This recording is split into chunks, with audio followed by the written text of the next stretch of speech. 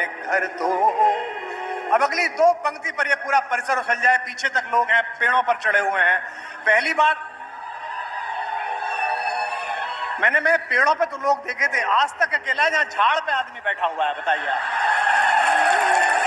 कि हकीकत में कहीं पर हो न हो, आंखों में घर तो हो। अब जरा दाद देना। तुम्हारे प्यार की बातें बताते हैं जमाने को। फिर गूंजे परिसर। तुम्हारे प्यार की बातें बताते हैं जमाने को।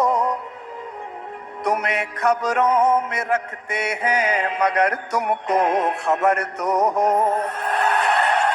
तुम्हें खबरों में रखते हैं मगर तुमको खबर तो हो।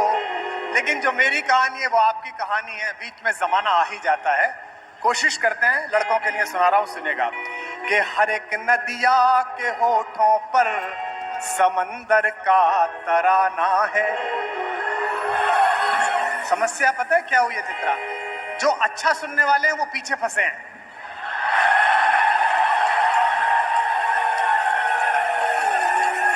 और जिनको बुलाया गया अतिथि के रूप में वो ऐसे बैठे हुए कि आ गए हैं। तो ये बड़ी कुर्सियों पर बैठे हुए नरपुंगवो, कुछ करो। कि हर एक नदिया के होठों पर समंदर का तराना है। आदरणीय अरुणपुरी जी आए, उनका मैं उन्हें हाथ जोड़कर प्रणाम करता हूं। आपके इस अद्भुत कार्यक्रम के लिए मैं आपको बहुत शुभकामनाएं देता हूं। सुनिए कि हर एक नदिया के होठों पर समंदर का तराना है। वाह करो। स्वामी जी कहते हैं ना, करने से होता है। ये कितने भी बड़े मार्केट के धुरंधर बैठे हों, ये जो टीवी पे ऐड बेचते हैं, स्वामी जी से ज्यादा नहीं बेच सकते ये कुछ। अभी नवरात्रि में स्वामी जी ने नमक इस टाइटल के साथ भेजा कि जिन्होंने नवरात्रि का व्रत नहीं करा, इस्लामुद्दीन उस तक ने भी खरीदा। वो ऐसी बातें लिखते हैं कि आदमी भावुक हो जाता है, सोचता है कि ये नहीं खरीदा तो आज सनातन धर्म से नाता कटा। नमक के पैकेट के ऊपर लिखवा दिया 25 लाख साल पुराने हिमालय से निकाला हुआ नमक। अब आदमी इमेज बनाने लगता है कि यार स्वामी जी कैसे चढ़े होंगे धोती ऊपर करके, कैसे फावड़े से निकाला होगा, पीछे बालकृष्ण जी टोकरी लेके खड़े होंगे। अच्छा ये तो था ही, लेकिन नीचे जो लाइन लिखी वो अद्भुत थी। ऊपर लिखा था 25 लाख साल पुराने हिमालय से निकाला हुआ नमक, और नीचे लिखा हुआ था एक्सपायरी डेट 24 अक्टूबर। हर एक, अब जरा जागो, वाह। कि हर एक नदिया के होठों पर समंदर का तराना है। यहाँ फरहाद के आगे सदा कोई बहाना है। वही बातें पुरानी थी, वही किस्सा पुराना है। पीछे तक दादा है वही।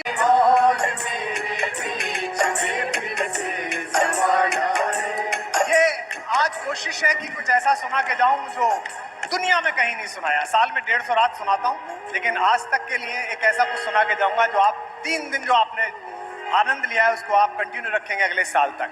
कि हमें तो पल सुरूरे इश्क में मदहोश रहने दो। इनमें कई लड़के तो ऐसे थे सुप्रिया जी, जिन्हें केवल सुरूरे इश्क समझ में आया। कि हमें तो पल, सांस लेने में दिक्कत है, पर दिल्ली में आके शिकायत भी नहीं कर सकते, वायरस तो हमारा ही छोड़ा हुआ है। कि हमें तो पल सुरूरे इश्क में मदहोश रहने दो। जहन की सीढ़ियां उतरो, अमाए जोश रहने दो। तुम ही कहते थे ये मसले नजर सुलझी तो सुलझेंगे। अब तर्क सुनना। तुम ही कहते थे ये मसले नजर सुलझी तो सुलझेंगे। नजर की बात है तो फिर ये लब खामोश रहने दो।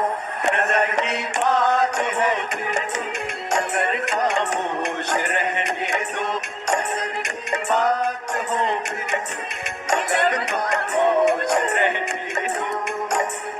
कहते हैं कि इतने साल हो गए, कुछ लोग 30 साल से सुन रहे हैं मुझे, मैं खुद को पता नहीं कब से सुना रहा हूं, लेकिन मैं कैसा मानता हूं कि अभी चलता हूं रास्ते को मैं मंजिल मान लूं कैसे।